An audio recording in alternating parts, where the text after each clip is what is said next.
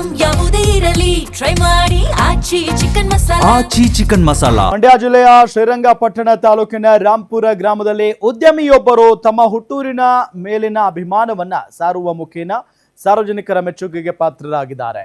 ವನವಾಸದ ಸಮಯದಲ್ಲಿ ಸಾಕ್ಷಾತ್ ಶ್ರೀರಾಮಚಂದ್ರನೇ ನೆಲೆಸಿದ್ದನೆಂಬ ಐತಿಹ್ಯ ಹೊಂದಿರುವ ಈ ಪವಿತ್ರ ಗ್ರಾಮದಲ್ಲಿ ಹಲವು ವರ್ಷಗಳಿಂದ ಶಿಥಿಲಗೊಂಡಿದ್ದ ಪುರಾತನ ಆಂಜನೇಯ ದೇಗುಲ ಹಾಗೂ ಸರ್ಕಾರಿ ಶಾಲೆಗೆ ಈಗ ಹೊಸ ಕಾಯಕಲ್ಪ ಸಿಕ್ಕಿದೆ.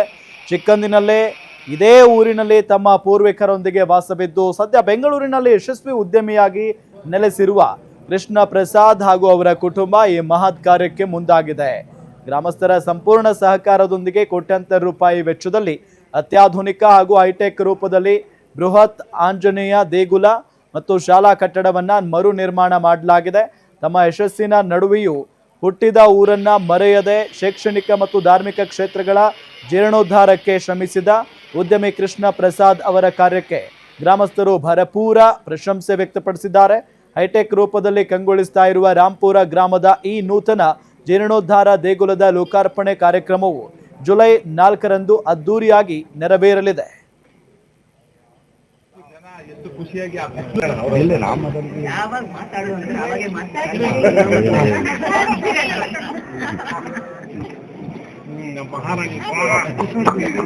ಇದು ರಾಮಪುರ ಅನ್ನೋದು ಒಂದು ಚಿಕ್ಕ ಚೊಕ್ಕ ಗ್ರಾಮ. ನಮ್ಮ ಶ್ರೀರಂಗಪಟ್ಟಣದ ಹಿಂಭಾಗದಲ್ಲಿ ಇರೋ ಚಿಕ್ಕ ಗ್ರಾಮ. ಬಟ್ ಇಲ್ಲಿ ಇರೋ ವಾತಾವರಣ ಎಲ್ಲೂ ನಾವು ಕಾಣಕ್ಕೆ ಆಗಲ್ಲ, ಅಷ್ಟು ಒಳ್ಳೆ ವಾತಾವರಣ. ಇಲ್ಲಿಗೆ ನಮ್ಮ ಪೂರ್ವಿಕರಿಂದ ನಾವು ಬರ್ತಾ ಇರೋದು. ಇದು ನಮ್ಮ ಫ್ಯಾಮಿಲಿ ದೇವಸ್ಥಾನ, ನಮ್ಮ ಕುಟುಂಬದ ದೇವಸ್ಥಾನ. ಸೊ ನಾವು ಏನೇ ಬಂದ್ರೇನು ಇಲ್ಲಿ ನಮ್ಮ ಮಕ್ಕಳಿಗೆಲ್ಲ ಫಸ್ಟ್ ಕೂದಲು ಕೊಡ್ಬೇಕಂದ್ರೆ ಇಲ್ಲೇ ಬರಬೇಕು. ಸೊ ಅದಕ್ಕೆ ನಾವು ಯಾವಾಗ್ಲೂ ಚಿಕ್ಕ ವಯಸ್ಸಿಂದ ನಮ್ಮ ಮುತ್ತಾತದ್ರಿಂದ ಬರ್ತಾ ಇರೋ ದೇವಸ್ಥಾನ. ನಮ್ಗೆ ಚಿಕ್ಕ ವಯಸ್ಸಿಂದ ನನಗೊಂದು ಆಸೆ ಇತ್ತು, ಯಾರಾದ್ರೂ ಮನೆ ದೇವರು ಅಂದ್ರೆ ತಿರುಪತಿ, ಧರ್ಮಸ್ಥಳ ಅಂತದೆಲ್ಲ ತುಂಬಾ ದೊಡ್ಡದಾಗಿರೋದು ದೇವಸ್ಥಾನ. ನಮ್ಮ ದೇವಸ್ಥಾನ ಯಾಕೆ ಚಿಕ್ಕದಾಗಿ ಉಂಟು ಅನ್ನೋದು ಒಂದು ಆಸೆ ಇತ್ತು. ಇದು ನೋಡಿದಾಗ ಅದೊಂಥರ ಒಂದು ಏನೇ ಪ್ರಶ್ನೆ ತರ ಇತ್ತು. ಸೊ ನಮಗೆ ದೇವರು ಚೆನ್ನಾಗಿದ್ರೆ ಖಂಡಿತ ಒಂದು ದೊಡ್ಡದಾಗಿ ಇಲ್ಲಿ ಒಂದು ದೇವಸ್ಥಾನ. ಇವ್ರು ನಮ್ಮ ಅಣ್ಣ, ಸ್ವಂತ ಅಣ್ಣ.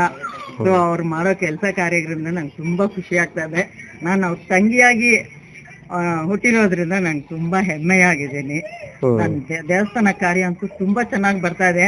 ನಮ್ಮ ಅಣ್ಣನ ಕನಸು ನೆನ್ಸಾಯ್ತು.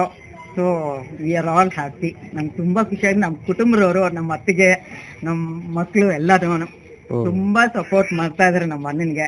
ನಮ್ ಕೈಯಲ್ಲಿ ಆದಷ್ಟು ಮಾಡ್ತಾ ಇದ್ದೀವಿ. ಅವ್ರು ಮಾಡೋದ್ರಿಂದ ನಮ್ಗೆ ತುಂಬಾ ಹೆಮ್ಮೆ ಅಂದ್ರೆ ಅಷ್ಟು ಹೆಮ್ಮೆ ಪಡ್ತೀವಿ ನಾವು.